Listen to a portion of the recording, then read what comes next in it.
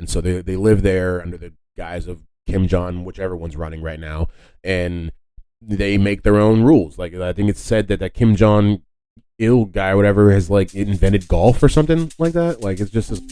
My name is Richard Dix, and this is How Did That Happen? A podcast where I look at everyday things or events and try to figure out how they came to be. Every week I will research one topic, and by the end of the episode, I hope to truly have the answer to the question, how did that happen? All right. Welcome back to another episode of How Did That Happen? We're starting a brand new year here. It's going to be episode 56. We're going to be talking about the USB port as well as flash drives and anything connected with that. Glad to have you guys back for another year. Hoping for another good 52 weeks of finding out how things happen. This will actually be coming out on the anniversary of the first episode of HDTH, which came out January the 2nd, 2022. And it has been a long slog to get you guys all of these topics and interesting episodes that I've brought for the last year. But let's see, what are we going to get to before we get to the episode? 7 days a week. You can find out how things happen over at the website hdthappen.com. There you will find episode transcripts as well as pictures and videos for every episode. You'll also find a blog on there, which people have actually read and I think people are liking. I've written on subjects such as the Uvalde shooting, Takeoff's murder, Twitch's suicide, even loneliness, the holidays. I try to cover all the bases. But this being that this is our 1 year anniversary, I was trying to think of things that I could do that would be like a celebration of some sort, but really don't have many things that I could really do. But what I thought I could do, and what I thought was just pointless before this, and I've done this for a year. I'm sure there are people who listen to me at least a little bit on somewhat of a regular basis. I thought I could at least give you a little bit more of information about myself for what it's worth. I'm not going to waste your time with too much. I don't know what I have or have not told you guys, because I talk a lot, to be honest, but I will say I think I'm from Virginia Beach, Virginia. Originally, I went to college in a couple different places. I went to college in Baltimore, where I played college baseball at a small university, Coppin State University.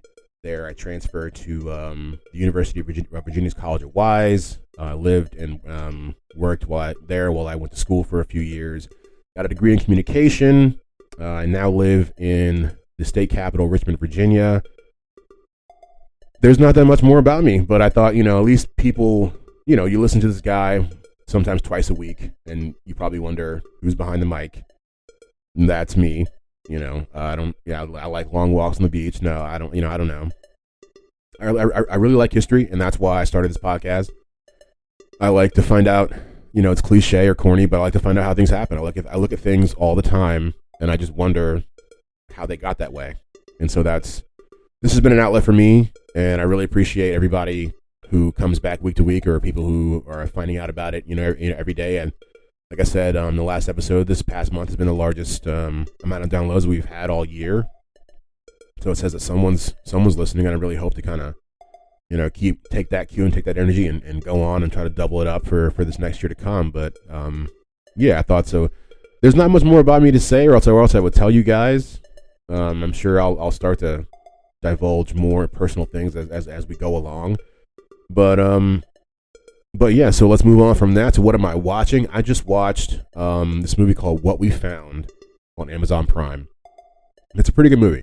It's about these kids who are looking for a girl at their school who has gone missing, and the police are actually working against them because of some weird like underworld drug deal sort of thing. But it's I like a good old whodunit. Always, if I probably said it before.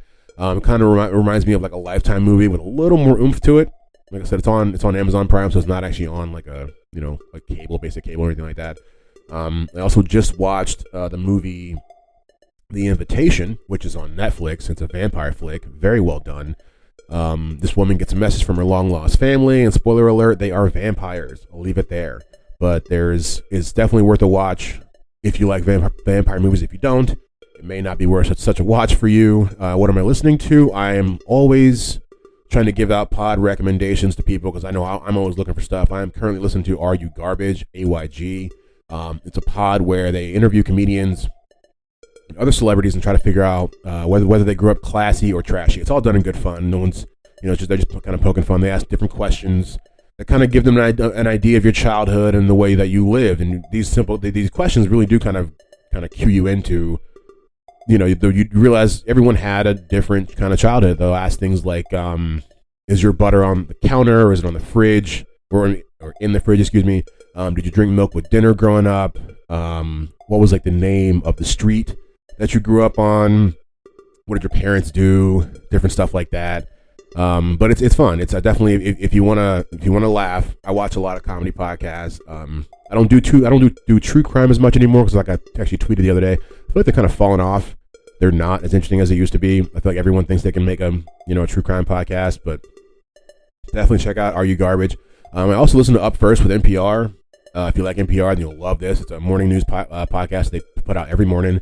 I don't watch a lot of news anymore. I don't know if I mentioned my major when I was telling you when I went to college. I majored in communication, also like with a journalism kind of background as well. So I've been a news junkie for a long time. So I'm kind of stepping back from that. So there's a quick, maybe 15-minute podcast that you guys can listen to.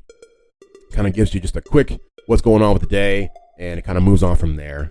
So let's see. Our most recent mini-sode was been on Nelson Mandela. That came out this past Thursday.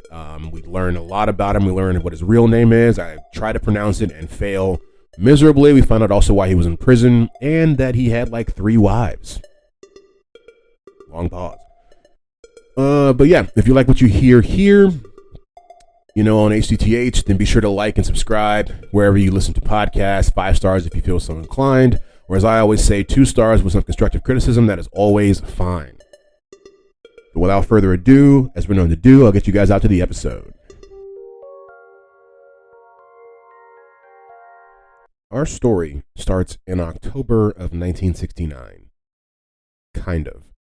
It was at that time that a man named Daniel Ellsberg began photocopying classified information that would later go on to be called the Pentagon Papers. In order to do so, he had to painstakingly make photocopies of over 7,000 pages and carry them around before he released them to the New York Times and the Washington Post, respectively. Imagine if he had had a flash drive. How much easier that process would have been. All of that classified information could fit in his pocket. But the flash drive would not be invented for another 30 years. And the technology that would make it a household name, the USB port, would not be thought of until the early to mid 90s. I am talking about, of course, the Universal Serial Bus, the USB. By contrast, when our friend Edward Snowden made off with his documents in 2013, he did so with a flash drive, a piece of technology that was no bigger than a fun-sized candy bar. But I believe we're getting ahead of ourselves. In order to get the full picture, we must go back to the olden days, a time before USBs, a time when plugging something into your computer, a mouse, a printer, a hard drive, it required a zoo of cables. Maybe you had a PS2 connector, or the famed serial port, or an Apple desktop bus, or a DIN connector, and I'll even tell you what DIN means later. But my point is, you had a lot of different cables, a lot of stuff going on back then just to do a couple things. Even if you wanted to play, let's say, games of any kind on your computer, in order to connect your joystick or anything like that, you had to have a game port. I mean, this was, if you had a thing for your computer, it also had a port. Everything had a port. But that would all change. And if you've never heard of these different ports, I mean, personally, I had only heard, truthfully, I never heard them actually be used, like anyone actually used their name. When I found out what a serial port was, I was surprised that I've been seeing those almost my whole life and really never thought to think, what's that called?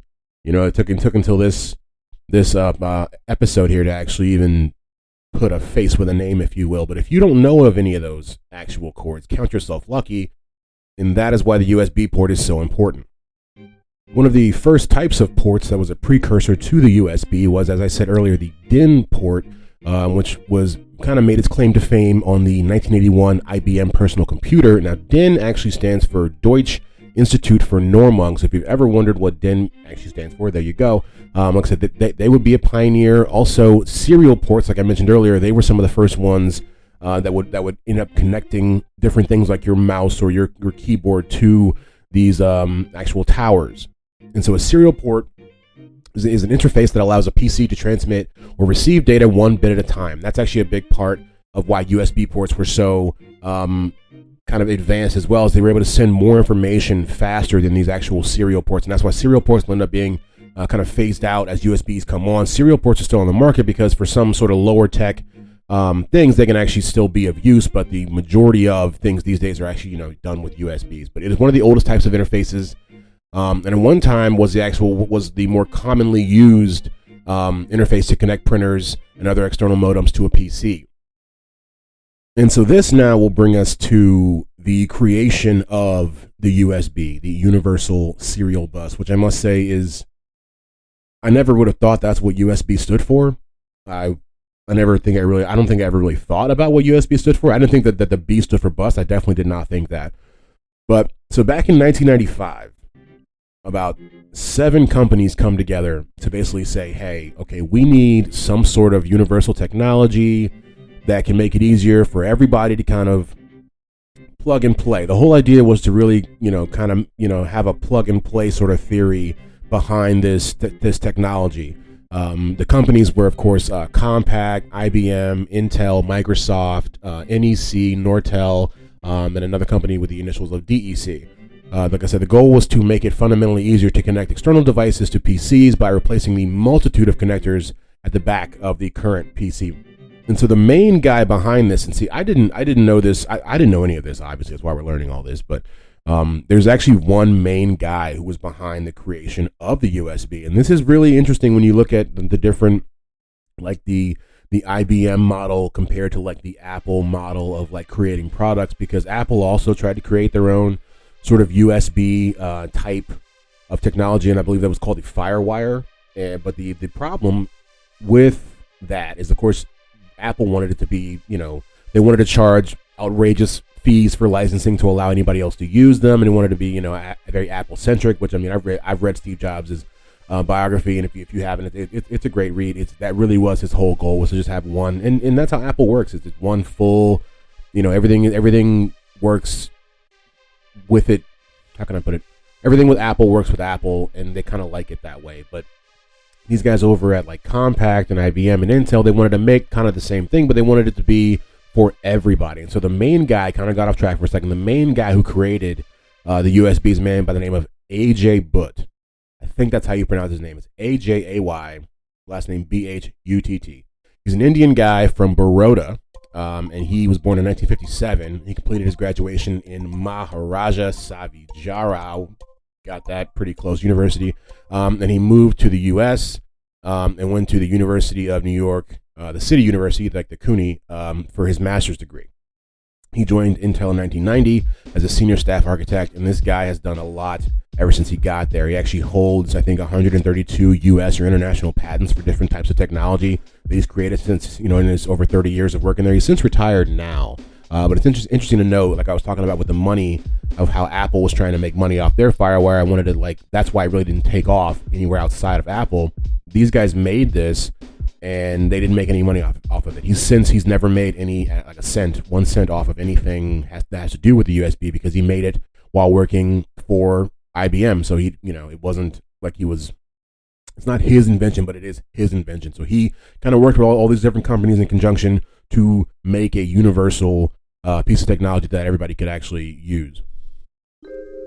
And so he's said to have actually created this idea from, and it makes sense when you think about it. He loved the idea of how you could plug anything into an electric socket and it could power. You know what I mean? You plug a TV in there, you plug a refrigerator in there, you plug a printer, in there, and it can power no matter what it is. There's some sort of universal plug that every product has that makes it so that everybody can use it without there being too much going on. And it was a mix of that, and it was also, I think he said he was his own family was having trouble hooking up their printer and making it so that they could actually work. He said he would get calls from his wife all the time about, while he was at work, like, I can't print this. This isn't working out. It must be wild to get those kind of calls when you yourself work at IBM. And I guess he's like, yeah, if I can't even get this going in my own house, there's a problem. You know what I mean? If even we're having problems with this, then the regular layman guy who does not work at IBM must also be having these same problems. And so they make this back in the mid 90s, and it was said I think they came about with the idea, or not the idea, but with trying to make it, they agreed upon what was going to work by doing something that's called a plug fest. which I had never heard of this until quite literally today when I looked it up. But they still happen now, and it's basically they're a big festival where people who make these products get together and just try to basically plug their product into another person's product and see, okay, will this work, and how can we make it more universal so that we can all make some money off of this kind of. But that's kind of where the initial idea for the USB design came from. Was I guess the Plugfest, I think in the early 90s.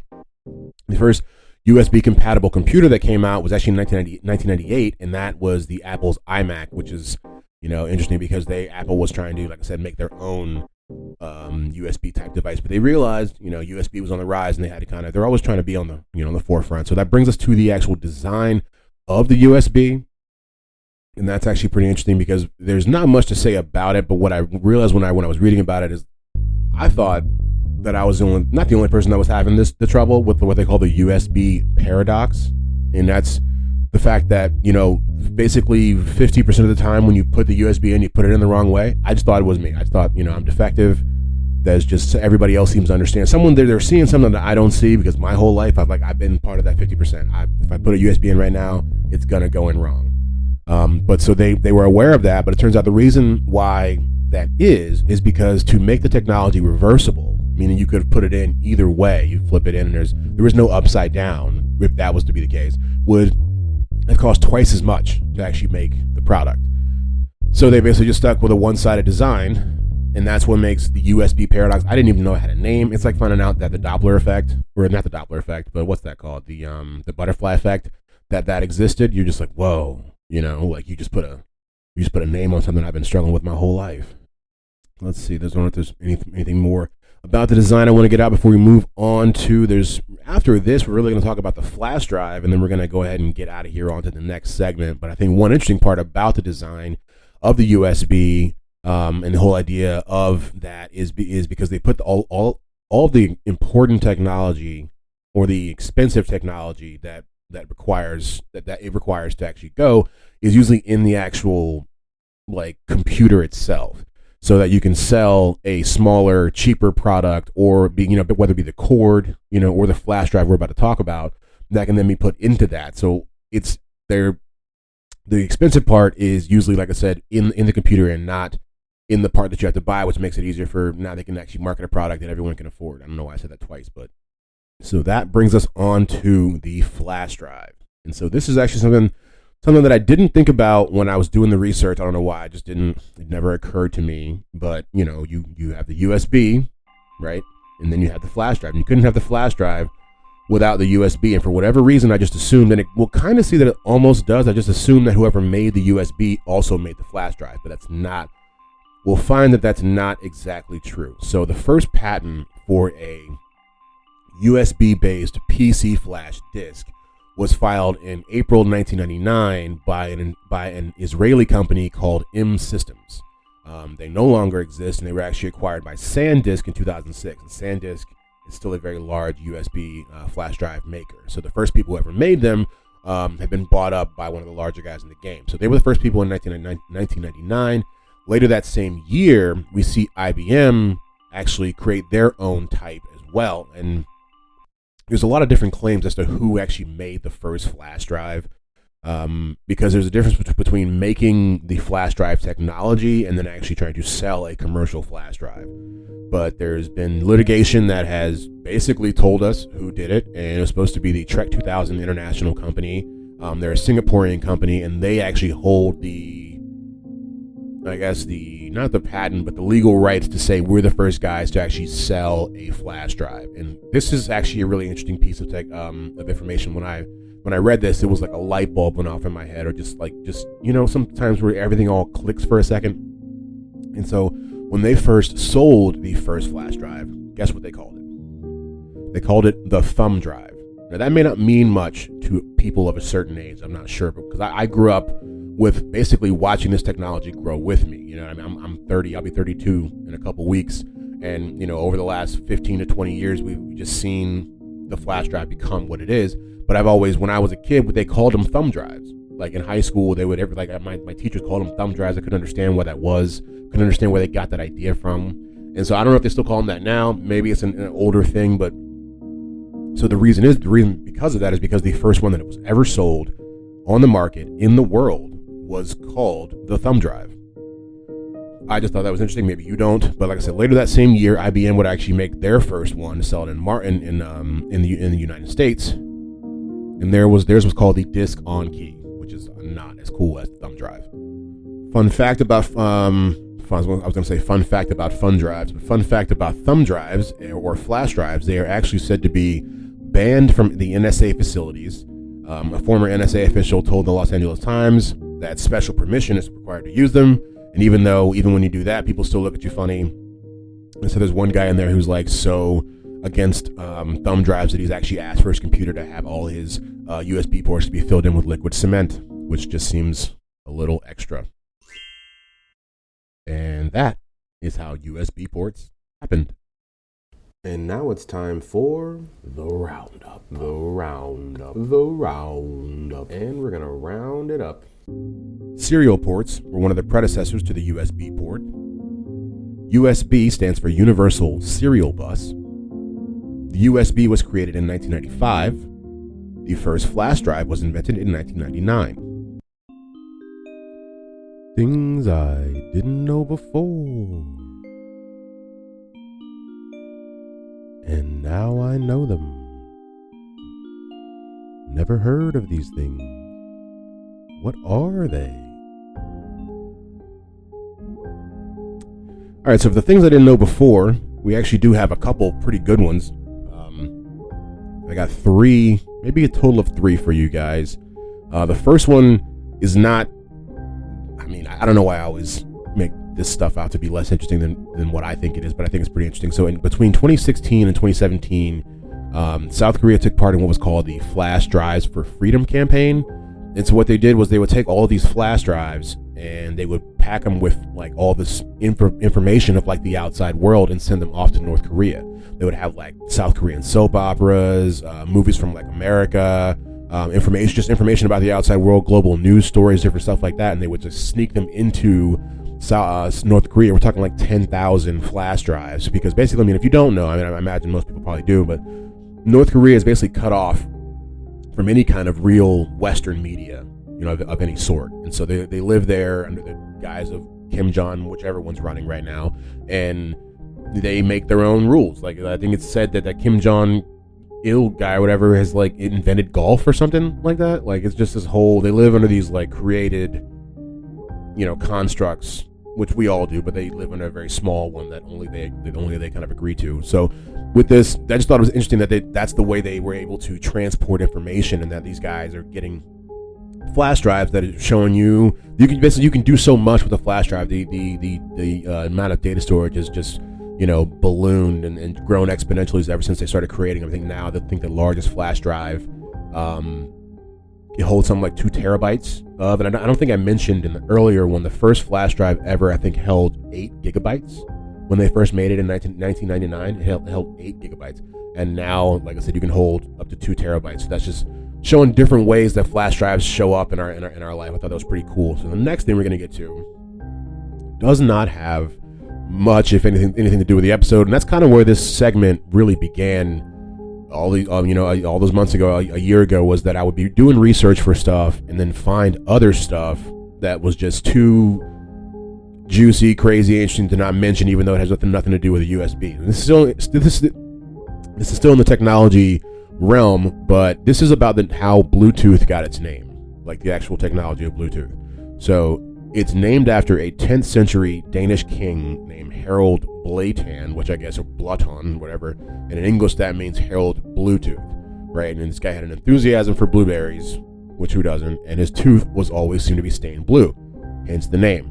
And he also united a lot of Scandinavia. He brought Christianity to Denmark. And so the idea is that their technology unites and connects a lot of people the same way that King Harold Bluetooth did. It's based on the analogy that they would unite the devices the same way that he united the tribes of Denmark into a single kingdom. It's a lot when you really think about, what it really gets used for.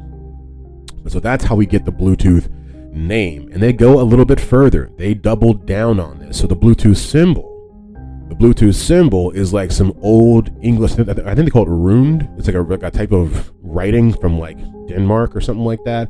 And it's basically that alphabet, if you take his two names, or the first letter from his names, H and B, you put that together, that's what the Bluetooth symbol is. So next time you look at the Bluetooth symbol, it's literally an old English Denmarkian alphabet that says HB for Harald Bluetooth, which is a Danish king from 1,000 years ago. That's why we do this, folks. Who knew? I didn't know. Did you know? I definitely didn't. All right, so we got one more before we get out of here. And this is getting back on the train, on the USB train. This is going to explain to you the USB icon, right? Because I read an article that was talking about, people don't know what that icon means. People know. Maybe that's also an age thing. If you see, it's ubiquitous. It's been around for 30 years. You see the USB icon, a little cord that splits off into three, and there's little shapes at the end. You know what that means. It means you can plug a USB in there. I don't know why I'm coming to you with this gripe. When I read the article, they were just like, not everybody knows about that. I'm like, really, dude? People know. So the idea of the icon is based off of Neptune's trident. I thought that was interesting. I did not know that. It makes a lot of sense. It's just as far as for how it looks. Right. And so the trident, actually, it symbolizes power. And the USB actually is supposed to symbolize the same thing. The power to be a single connector for multiple devices. That should be a commercial, but that's what it is. So the power of the Neptune's trident is supposed to be synonymous with the power of the USB to connect all devices with one single connector. And the different shapes at the end, the square, the circle, and the triangle, they are all to continue to drive home the point that it is universal. So next time you look at a USB symbol, I want you to think of me. First off, do that. Here I am. Hi. And think about how the power, right, of Neptune's trident. And then the next time you look at a Bluetooth symbol, I want you to think about a Danish king who just could not stop eating blueberries. Do that for me. All right. That was the first episode of the year of How Did That Happen? It is in the books, y'all. Episode 56. We learned about USB ports and the good old flash drive.